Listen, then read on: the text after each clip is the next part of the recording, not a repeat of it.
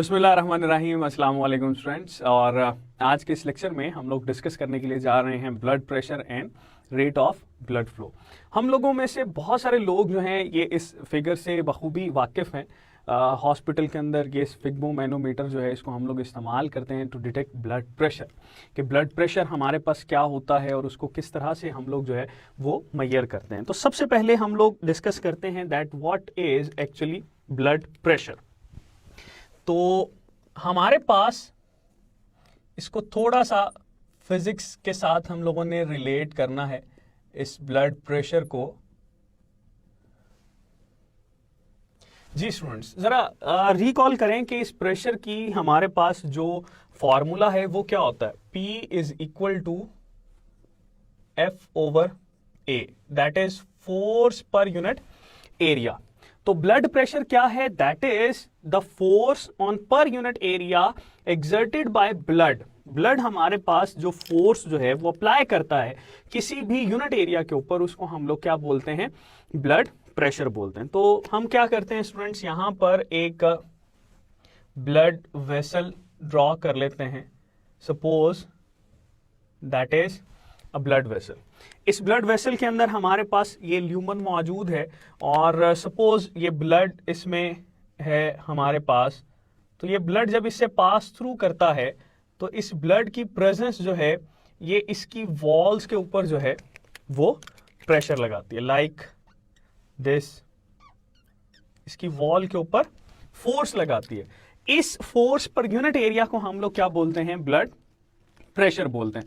अब ये blood pressure जो है कार्डियक साइकिल की डिफरेंट फेजेस के ऊपर इसकी वैल्यूज भी डिफरेंट है। जैसे हम लोग बात करें कि फोर्स जो है वो कब ज्यादा होती है, जब हमारे पास हार्ट जो है वो सिस्टोलिक फेज के अंदर होता है।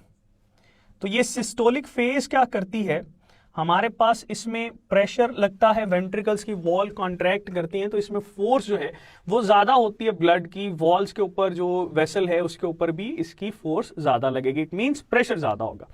और सेकंड जो इसकी स्टेज है दैट इज डायस्टोलिक। और ये जो डायस्टोलिक फेज है हमारे पास, इस डायस्टोलिक फेज के अंदर चूंकि हार्ट जो है वो रिलैक्स कर जाता है तो ब्लड के ऊपर जो फोर्स है वो भी हमारे पास कम लगती है।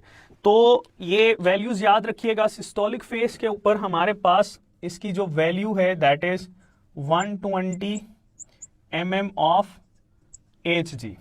इसी तरह से डायस्टोलिक के अंदर इसकी वैल्यू हमारे पास नॉर्मल 75 से 80 भी हम लोग इसको रेंज करते हैं मिलीमीटर ऑफ मरकरी। ठीक है जी। तो सिस्टोलिक और डायस्टोलिक हमारे पास ये दो स्टेजेस हैं। अब इसमें एक और बात याद रखिएगा, जब हमारे पास प्रेशर ज्यादा फिर हमारे पास प्रेशर कम, तो इस प्रेशर इंक्रीज और डिक्रीज की वजह से यहां पर हमारे पास पल्स जो है वो जनरेट होती है। इसको पल्साटाइल फ्लो भी बोलते हैं। और ये पल्स हम लोग किस में डिटेक्ट करते हैं स्टूडेंट्स? याद रखिएगा that pulse is detected in arteries, aorta और आर्टेरियोल्स, जहां तक इसका प्रेशर जो है वो हमारे पास मेंटेन रहता है। But as we move towards the capillaries तो ये प्रेशर क्या होता जाएगा? हमारे पास कम होता जाएगा।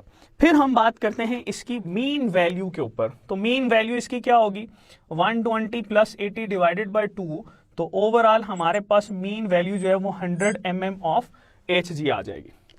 तो ये था हमारे पास ब्लड प्रेशर। ब्लड प्रेशर को डिफाइन किस तरह से करते हैं हम लोग, ये भी हम लोगों ने डिस्कस किया। अच्छा, एक और बड़ा वाइटल कंपोनेंट याद रखिएगा कि पल्स की जो प्रेजेंस है ये हमारे पास आर्टरीज के अंदर, मेन वजह इसकी ये है कि इसके अंदर इलास्टिक फाइबर्स मौजूद होते हैं।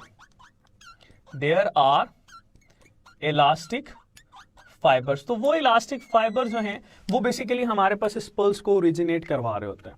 ठीक है, उसमें वेजो डायलेशन, वेजो कॉन्स्ट्रिक्शन जो है वो हमारे पास नजर आती है। That is blood pressure. जी स्टूडेंट्स, ब्लड प्रेशर हम लोग डिस्कस कर रहे हैं और इसके अंदर हम लोगों ने देखना है कि वेलोसिटी और क्रॉस सेक्शनल एरिया का क्या इफेक्ट होता है। लाइक अगर हम लोग यहाँ पे देखें तो ये aorta, arteries, arterioles, capillaries, venules, veins और वेना केवा, ये हमारे पास पूरी की पूरी जो है वो वेस्कुलर सिस्टम जो है वो यहाँ पर डिस्कस किया गया। अब वेलोसिटी की बात करें तो वेलोसिटी जो है, जितना आप पंपिंग ऑर्गन के करीब होंगे वेलोसिटी आपके पास क्या हो जाएगी? ज्यादा हो जाएगी। तो इसका मतलब ये है कि अगर हम लोग यहाँ पे ड्रॉ करने की कोशिश करें तो velocity will be increased in aorta. Aorta के अंदर ये इंक्रीज होती है और जैसे ही ये हमारे पास फर्दर मूव करती है आर्टरीज के अंदर तो डिक्रीज होना शुरू हो जाती है। इसी तरह से आर्टेरियोल्स के अंदर, ठीक है जी, और फिर कैपिलरीज के अंदर जो है वो मजीद इसका ग्राफ जो है वो हमें लोअर साइड पे नजर आता है। इसी तरह से जब ये हमारे पास वेन्यूल्स और वेन्स से होती हुई वेना केवा की तरफ जाती है तो ये दोबारा से इंक्रीज हो जाती है। That graph is basically showing कि हमारे पास जैसे ही हम लोग इसको away from the heart move करते हैं तो इसकी वेलोसिटी हमारे पास कम होती है। फिर वेना केवा तक जाते हुए इसकी वेलोसिटी या वेन्स के अंदर वेलोसिटी कैसे बढ़ती है, इसका आंसर है हमारे पास वेल्व्स। वो जो प्रेजेंस ऑफ वेल्व्स हैं वो हमारे पास ये मस्कुलर एक्टिविटी जो है वो इसको हेल्प आउट करती है। फिर अगर हम लोग बात करें इसमें क्रॉस सेक्शनल एरिया की, तो एरिया हमारे पास एओर्टा से अगर हम लोग डिस्कस करें तो इसका एरिया जो है वो हमारे पास कम होता है। That area is basically increased as we move from away aorta, that is maximum in capillaries। Capillaries के अंदर जो है ये हमारे पास मैक्सिमम होता है और जैसे ही फिर मूव करते हैं वेना केवा की तरफ तो अगेन ये हमारे पास क्या हो जाता है, कम होना शुरू हो जाता है। So that graphs basically showing कि हमारे पास वेलोसिटी का और क्रॉस सेक्शनल एरिया का इसके साथ क्या ताल्लुक है। फिर हम लोग इन्हीं वेसल्स के अंदर ये भी डिस्कस करते हैं कि ब्लड प्रेशर जो है, जिसमें सिस्टोलिक और डायस्टोलिक वैल्यूज को हम लोगों ने डिस्कस किया था, वो किस तरह से वेरी करती हैं। तो अगर एओर्टा की बात करें तो एओर्टा के अंदर तो ये वेव लाइक हमारे पास जो मूवमेंट है वो शो करेंगे, लाइक इसमें हैवीली सिस्टोलिक डायस्टोलिक हमें नजर आएगा। दैट हैवीली सिस्टोलिक और diastolic will be decreased in arteries and then arterioles, ठीक है जी। और फिर हमारे पास ये अगेन जो है वो लोअर साइड पे मूव करना शुरू कर देता है। That graph will be move like this. और इसके अंदर जब हम लोग इसकी मीन वैल्यू निकालेंगे तो इसकी मीन वैल्यू जो है that must be like this. अगर ये 120 mm ऑफ एच को शो कर रहा है तो ये लोअर साइड जो है वो हमें 80 mm ऑफ एच को प्रेजेंट कर रही है और इन दोनों की मीन वैल्यू जो है वो हमारे पास 100 के करीब आती है।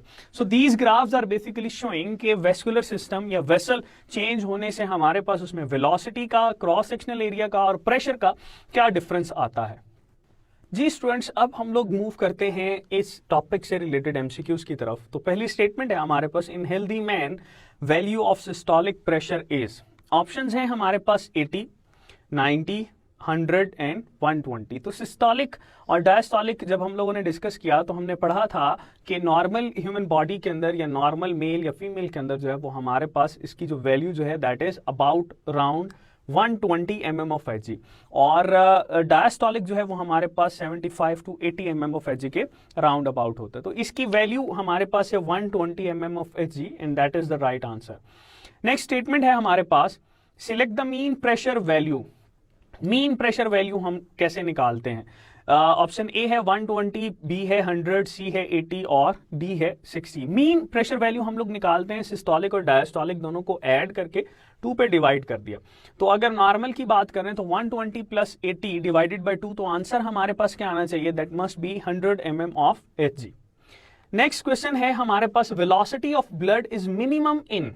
हम लोगों ने ग्राफिकल प्रेजेंटेशन के जरिए से भी इसको डिस्कस किया था कि इसमें वेलोसिटी किस में ज्यादा होती है और किस में कम होती है। ऑप्शंस देखते हैं, एओर्टा, आर्टरीज, कैपिलरीज और वेन्स। तो स्टूडेंट हमारे पास सबसे मिनिमम जो वैल्यू है वेलोसिटी की वो किस में होनी चाहिए? जिसमें हमारे पास एरिया जो है वो ज्यादा होता है। तो क्रॉस सेक्शनल एरिया किसका सबसे ज्यादा है? कैपिलरीज का। तो आंसर भी हमारे पास क्या होगा?